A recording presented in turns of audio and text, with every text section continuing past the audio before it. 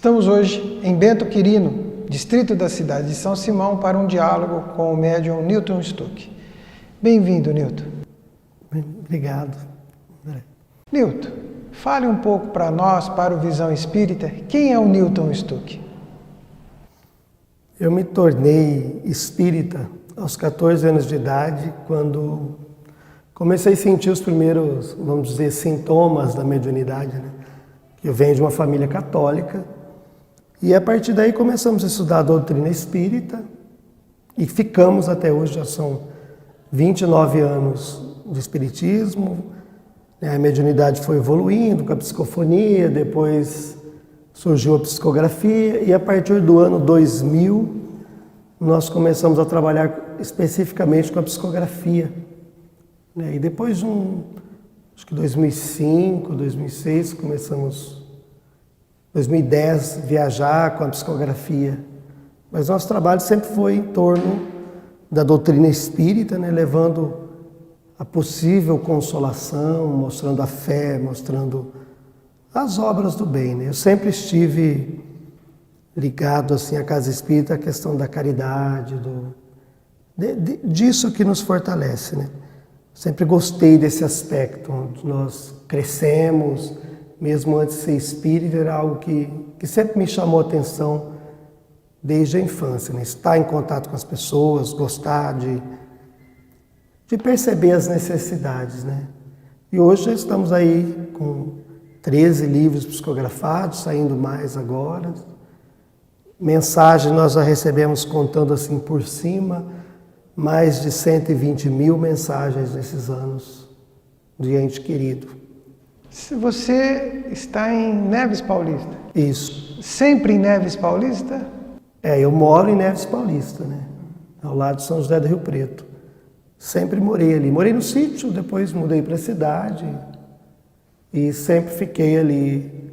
A nossa casa espírita, Gabriel Martins, é em Neves Paulista, né? Leva o nome Gabriel Martins porque homenagem ao Gabriel Martins, que é um dos amigos espirituais que escrevem através de nós, que tem os primeiros livros dele, né? Então, para homenageá-lo, para explicar quem era Gabriel, aí nós colocamos o nome na casa de Gabriel Martins e está desde 2005, nós abrimos, que era Allan Kardec, depois mudamos para Gabriel Martins. Tem crescido, é público, no movimento espírita, este trabalho de cartas consoladoras, que é um trabalho que você desenvolve de levar uma mensagem de que a vida continua, que esse é um dos principais fundamentos do espiritismo. Como que o médium Newton Stuck lida com esta situação? Porque você está lidando com muitas dores, muitas tristezas, muitas angústias, muito sofrimento.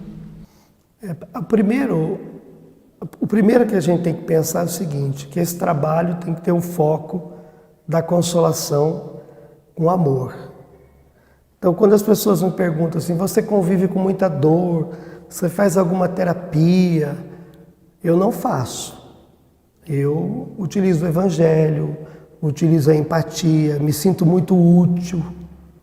Eu lido com isso assim, eu imagino como um médico que tem a dor todo dia diante da sua frente, mas eu também tenho a consolação de ver pessoas de um mês para o outro chegarem assim esfarrapadas de dor e no outro mês está melhor, no outro melhor, e acompanhar, porque o nosso trabalho, nossa casa espírita, a gente não recebe uma carta hoje e depois nunca mais.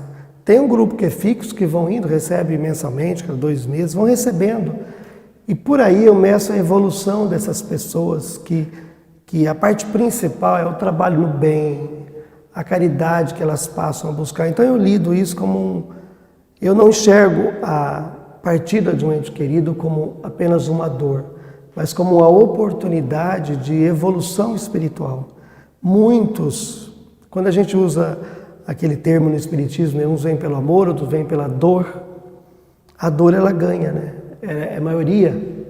Então as pessoas têm a dor como uma porta aberta para o evangelho, chamando a atenção para os trabalhos Então eu me sinto útil, me sinto feliz, não com a dor do outro, mas feliz por participar da melhora, de ver mães, como eu ouvi outro dia uma mãe, que há 8 anos o filho tinha desencarnado num acidente aéreo, e ela nunca tinha uma carta dele, e nós recebemos, e ela falou assim para mim, faz uns 2 meses, ela me encontrou um tempo desse e falou assim, olha como mudou a minha vida completamente. Uma senhora já não tinha motivos para mentir, e nem para querer me agradar. Isso dá uma paz espiritual, isso nos dá uma segurança do que estamos fazendo, é o certo, é aquilo que vale a pena, porque eu lido com isso assim, me sentindo útil, me sentindo feliz.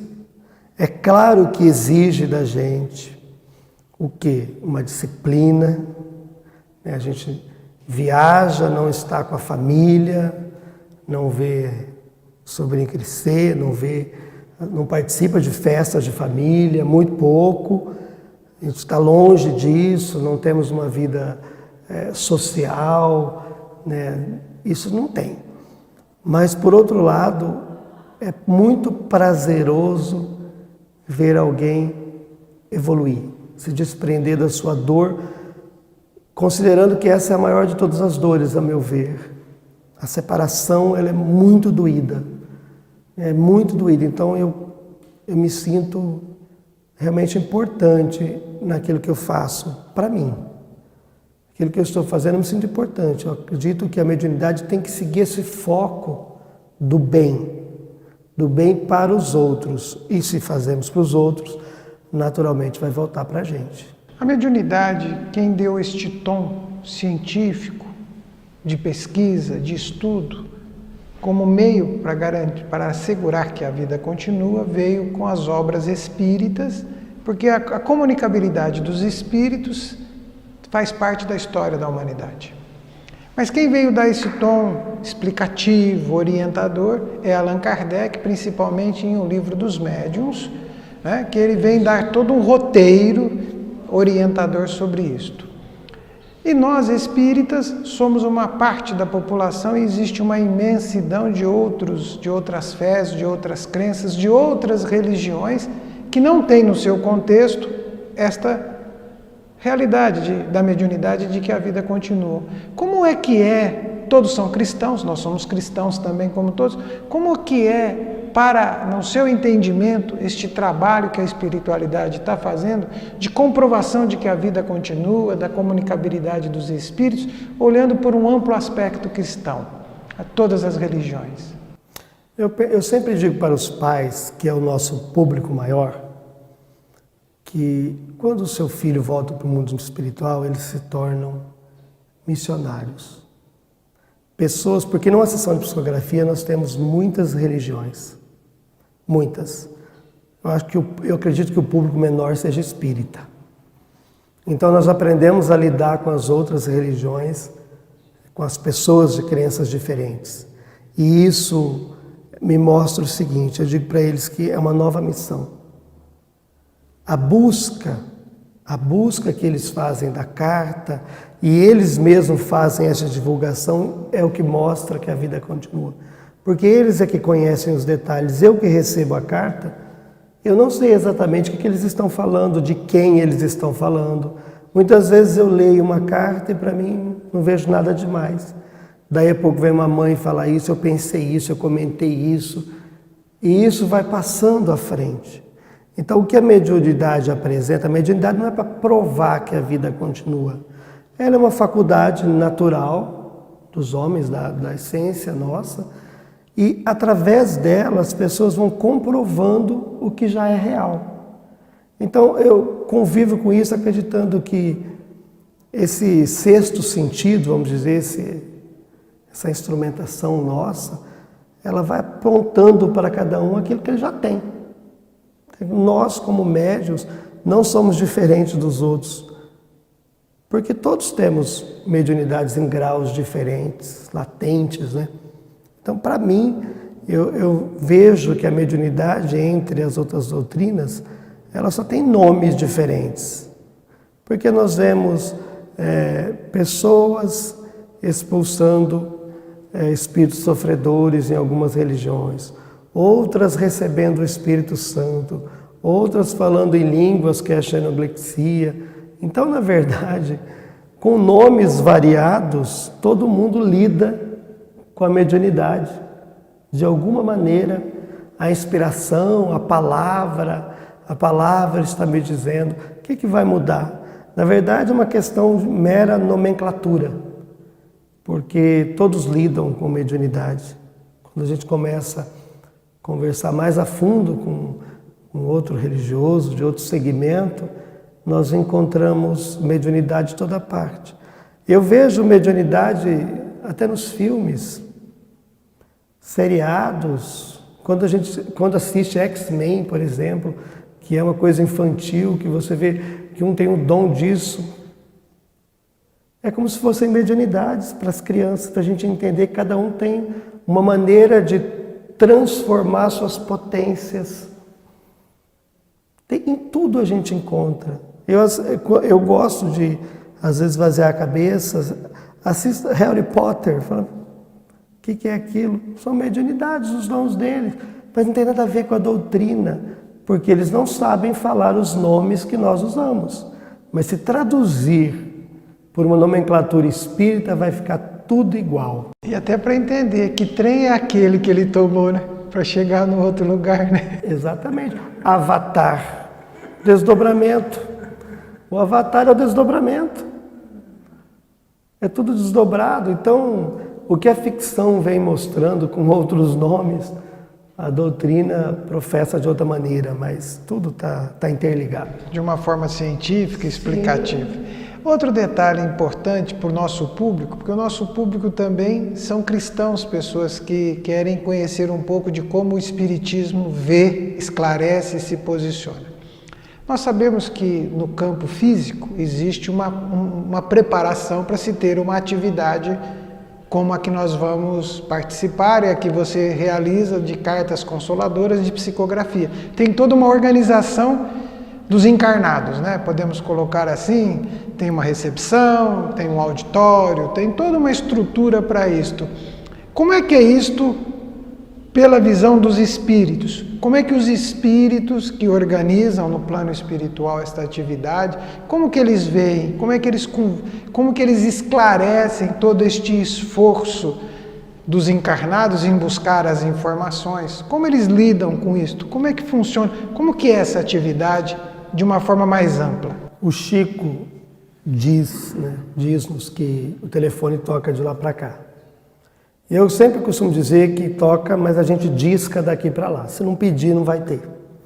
Porque é um esforço da pessoa buscar. Então, a pessoa tem a sua necessidade, ela vai identificar onde é o teu trabalho, ela vai procurar o trabalho, vai ser orientada. Essa é a parte física. Mas espiritualmente, quando nós acionamos nosso desejo, determinado ente querido, ele vai receber essa informação. A espiritualidade vai chegar até ele e vai dizer, olha, sua mãe, seu pai, seu tio, seu avô estará na sessão e quer um recado seu. Se ele estiver em equilíbrio, estiver nessa sintonia, ele vai escrever o seu texto, porque as pessoas, numa carta psicografada, tem alguns detalhes seguintes. Por que não falou do acidente? Muitas vezes não viu o acidente, é tão rápido. E toda vez que nós fizermos alguém falar do acidente, ela vai ter que reviver. Então, para quê? É um drama. Por que não falou da avó? Por que não falou da bisavó? Por que não falou do primo, do cachorrinho? Porque o médium não captou. Qual é o foco principal para o espírito que está escrevendo? Quem está na frente dele? Eu sempre digo, um filho que nós mandamos para a faculdade. Daqui 3 meses, ele vai ter outro vocabulário, um outro grupo de amigos, um comportamento diferente, ele está amadurecendo. A distância do lar vai fazer ele ter certas reservas nas palavras. Já não vai ser tão bonachão, às vezes mais controlado. No mundo espiritual é a mesma coisa, nós não devemos esperar que o ente querido venha com o mesmo vocabulário chulo, venha exatamente como ele era, porque é sinal que ele não cresceu, que ele não melhorou, que ele não evoluiu. Então, às vezes, você fala assim, mas meu filho não me chamava de mãe, ele chamava por nome, chamava por apelido. Mas a psicografia, ela tem uma certa formalidade. Porque se não tiver formalidade, nós vamos ter palavrões no meio de uma psicografia. Nós vamos ter ofensas no meio de uma psicografia. E não é esse o objetivo da carta. Então você vai escrever para os seus pais, você vai dizer como você está. Você vai expressar o seu amor da sua maneira. É assim que eu vejo os espíritos se organizarem. Você vai se identificar, mas de uma forma... É como a gente receber uma visita em casa. Quando está só a família, todo mundo se conversa à sua maneira. Se tiver mais um, vai criar uma certa... Um estranho, um de fora, vai criar uma certa reserva. Aquele ente querido, ele está escrevendo com mais reserva, porque ele está rodeado de outras pessoas. Ele está em público. Então ele tem realmente uma conduta mais cautelosa para escrever. É igual mandar carta para presídio. Você escreve a carta para alguém que está preso. Alguém vai ler essa carta e entregar para o preso, o detento. O detento vai escrever uma carta, o carcereiro ou alguém vai ler para mandar para a família. O mundo espiritual faz a mesma coisa. O que você pode pôr? Filtre as suas emoções. Porque tem muita diferença de dizer, mamãe, eu estou recebendo cuidados. De que dizer, mamãe, eu não estou bem. Quem recebe cuidado é porque precisa de cuidado. Basta entender. Agora, o que é mais forte para uma mãe? Eu estou recebendo cuidados ou eu não estou bem? Porque você pode tirar de uma carta a consolação com uma palavra. Eu já li psicografias de outras pessoas em que na carta dizia, olha, eu ouvi, mãe, eu ainda lembro o som da bala me atravessando o crânio. Eu falei, meu Deus, isso não pode consolar ninguém, porque isso vai criar um quadro mental. Então o Dimas, nosso orientador, ele sempre orienta os jovens, as pessoas que vão escrever, que tenham certa cautela no que vão falar, porque na frente dela tem seres muito emocionados, que não têm totalmente a crença, não têm conhecimento do mundo espiritual, nunca precisou procurar uma informação disso, então vá com calma. Então, para quem não é espírita, o que eu digo? O mundo dos espíritos é um mundo de gente, das mesmas pessoas, com certa reserva, com maior cautela, né, com um vocabulário ideal, não esdrúxulo, não um coloquial muito bagunçado também. Tem que ter, isso é sinal de evolução. Sabe, às vezes nós vamos encontrar um apelido, vamos encontrar... as pessoas falam assim, fulano não fala os apelidos. Quantas vezes a gente não gosta do apelido? Muitas. Muitas, e aí vem aquele apelido que a pessoa não gostava, deixou de ser consolação. A minha mãe tem um apelido que a minha avó chamava. A minha mãe não se importa, mas ela não gosta que os outros chamam. A avó podia. Só a mãe dela. Então, ou seja, esse apelido não é consolação. Ah, mas ele prova. O que prova a veracidade de uma carta nem é a carta, é a fé. Porque a fé faz enxergar além do que está escrito. Eu acredito que o meu filho exista. Eu enxergo ele nas entrelinhas, na sua psicologia, vamos pensar assim. Sem fé, uma carta sempre vai ser somente papel. Papel. Agora, nós não podemos colocar sobre a psicografia, a carta em si, a função de explicar a doutrina espírita, explicar a continuidade da vida e dar fé para as pessoas e a autenticidade do médium. É muita função para uma carta só. Por isso, a leitura. Por isso, o trabalho no bem, que alivia as dores do coração. Todas as cartas, a maioria, todas, vão dos filhos, dos entes queridos, puxando os familiares para a caridade. Porque a caridade alivia. Porque quando você ajuda o próximo, isso volta para você. Porque senão as pessoas vão se tornar dependentes de cartas. Não dá um passo sem a carta, não. A carta é uma orientação para que a pessoa possa seguir e não para depender. E isso é muito importante, senão a pessoa fica dependente de carta. Ah, eu não recebi. Como é que vai ser esse mês? Ah, eu não vou conseguir. Espera aí. Se você usou as informações que estão na carta, vai ficar bem. Por isso que ela encaixa em todas as religiões, porque todas puxam para Jesus. Todas puxam para o amor ao próximo, elas vão te levar para o Evangelho. Eu digo que o Espiritismo cresceu muito no Brasil por conta do Chico e das cartas consoladoras do Chico. As mães iam lá, compravam livro, esparramavam esses livros, divulgavam as cartas, faziam caravanas. Isso criou esse movimento muito grande. Eu sempre digo que uma dos grandes que espalharam o Espiritismo foram as mães, os pais, que buscavam orientações com o Chico e disseminavam isso na mídia, junto das pessoas, fazendo livros e divulgando. Então, as pessoas que estão passando pela separação momentânea do ente querido, a meu ver, são servidoras de Cristo no trabalho de espiritualizar o mundo.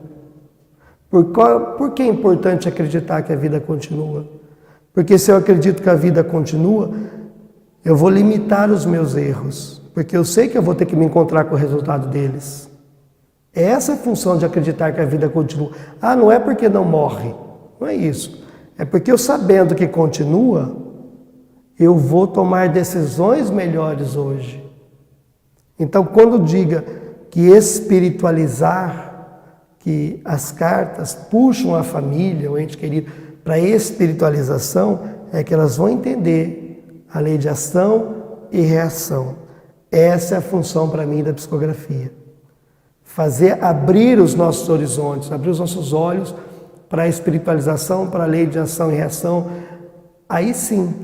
E não só para provar. Eu nunca me preocupei que a carta tenha que provar qualquer coisa. Eu não me importo com isso. Eu sou carteiro, eu recebo a carta. Os mentores já trabalharam ela. A partir daí a interpretação é de quem vai receber e a partir daí ela vai dar sequência na vida dela. Eu não tenho que ter a pretensão de solucionar todos os problemas das pessoas. Ela está recebendo uma ferramenta para utilizar na sua vida, só uma ferramenta. Agora ela vai ter que usar. A hora anda célere quando a conversa é agradável, o papo esclarecedor, a fala evangélica e consoladora. Nós estamos nos aproximando do término da nossa visão espírita e eu vou te pedir que você, por favor, responda rapidamente, explica bem rapidamente aquela questão de que o espírito é convidado a redigir o texto porque mostra e esclarece muito a seriedade com que a espiritualidade cuida desta atividade e a seriedade com que cada um que vai buscá-la tem que vir, né? Há um zelo por parte de todos para isto, da equipe espiritual e daqueles que aqui vêm. E também que você depois deixe para o nosso telespectador uma mensagem espírita, uma mensagem consoladora. Eu digo assim, quando os espíritos vão escrever, eles são convidados a ter uma linguagem boa, um texto bom. Joana de Ângeles fala muito disso. Nós temos que escrever bem, André Luiz fala disso. Para ficar claro aquilo que nós temos que sintetizar o que quer dizer. Porque se vamos falar com os pais, tem muita coisa para a gente dizer. Mas resumindo, é a gratidão aos pais, o desejo que eles se melhorem e que eles abracem a causa do Cristo como caminho. Essa é a situação da carta, puxando-nos para o bem. Eu sempre digo, quem procura a doutrina espírita, e vai encontrar dentro dela vários campos da mediunidade, não se prendam só à psicografia, devem procurá-la para encontrar Jesus dentro dela. É o Cristo que nós buscamos. É o Consolador Jesus que está dentro da doutrina, nos mostrando o amor ao próximo. O amor que respeita o pensamento das outras religiões, o amor que respeita o pensamento dos nossos colegas, de quem não gosta da gente, de quem não acredita na gente.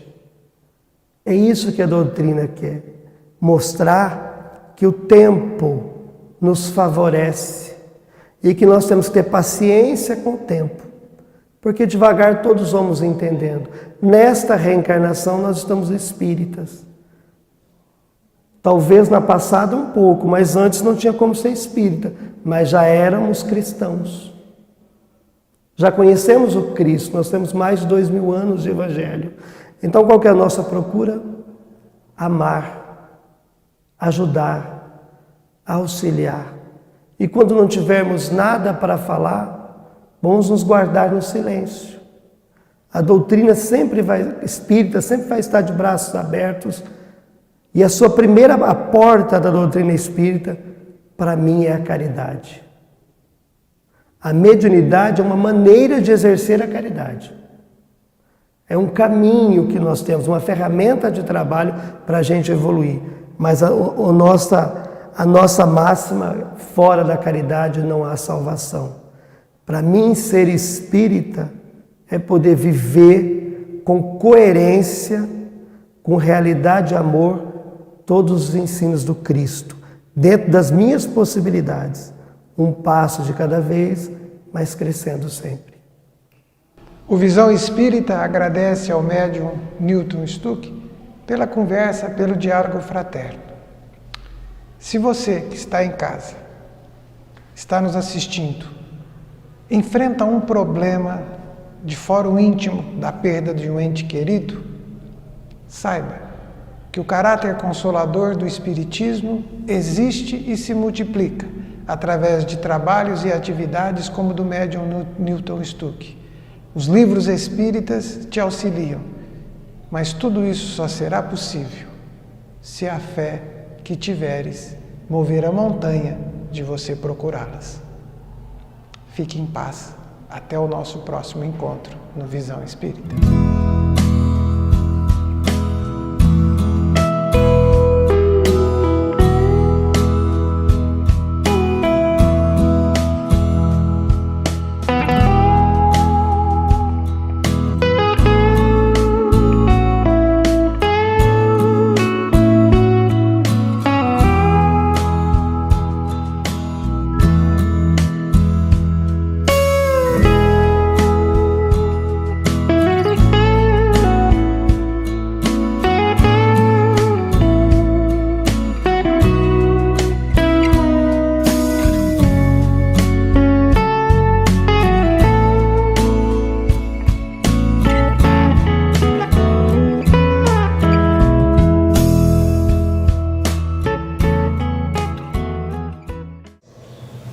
Para que a nossa tarde seja tão brilhante quanto Jesus, que a nossa fé esteja em alta.